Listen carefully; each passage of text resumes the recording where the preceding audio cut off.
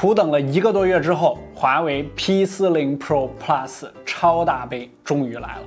超感知徕卡5摄，10倍的光学变焦，还有纳米微晶陶瓷后盖，40瓦的无线充电。这其中让人最期待的，应该就是这颗10倍的光学变焦的潜望式长焦镜头了。目前机圈第一，无人能出其右。P40 Pro Plus 实际上手到底怎么样 ？Hello， 大家好，我是王炯，欢迎收看本期小白测评，马上开始。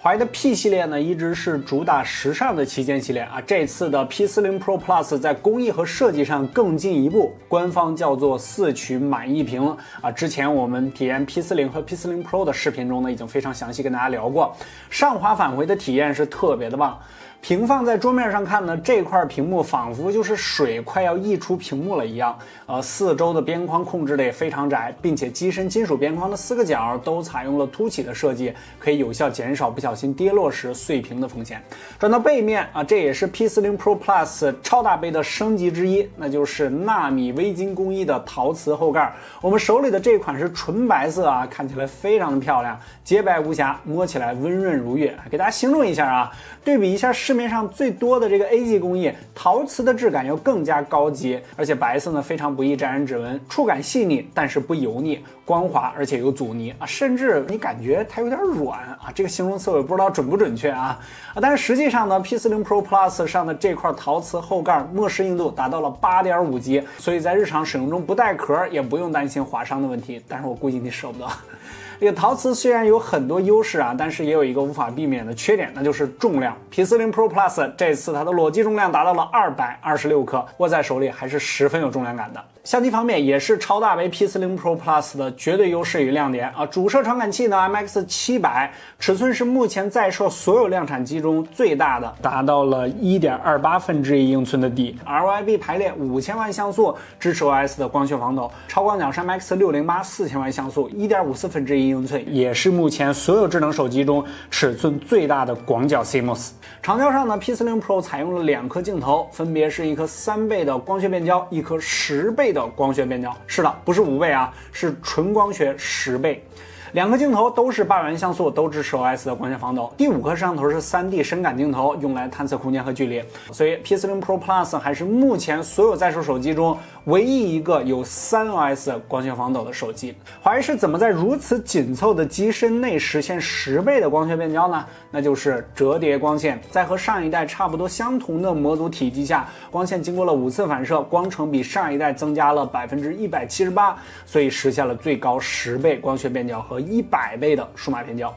相机的实际表现上 P40 Pro 的主摄和超广角的画质都非常高，曝光和白平衡准确，高光压制到位，放大画面能看到细节保留非常丰富，并且没有明显的锐化痕迹。在拍摄夕阳等大逆光场景时，比如这组火烧云的样张，阳光和云层处理的非常自然，并且颜色贴近真实， AI 处理的也比较自然。当你觉得1倍太远10倍太近时，可以使用3倍长焦镜头进行拍摄，这也是一颗高质量的镜头，是拍摄中常用到的焦距之一。在高倍变焦上，这一次我们同样与支持100倍变焦的三星 S20 Ultra 对比。首先对比10倍变焦下的效果啊 ，P40 Pro Plus 的防抖效果不错，手轻微抖动时画面也能保持清晰，远处的建筑二者乍一看都非常清晰，但是放大之后差距就体现出来了。Pro Plus 的大楼还能看出来较清晰的线条，而 S20 Ultra 这边呢则是糊成一片了。而在拍摄逆光夕阳的场景时 ，P40 Pro Plus 的夕阳轮廓清晰可见，暗处建筑画面纯净，而 S20 Ultra 的夕阳则是一片过曝，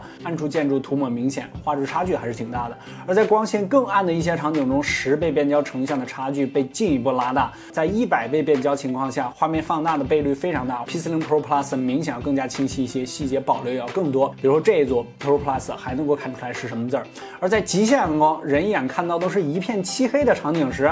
，P40 Pro Plus 的表现就不用我多说了啊，大家直接自己看吧。相机总结 ，P40 Pro Plus 的5颗摄像头各司其职啊，不光没有一个凑热闹的，而且每个的质量都非常高，感光面积巨大的主摄和超广角各种场景都能够胜任。2颗长焦镜头相互配合，可以灵活选择构图，10倍纯光学变焦更是突破了手机的物理极限。这个拍照配置和表现，只能说还有谁？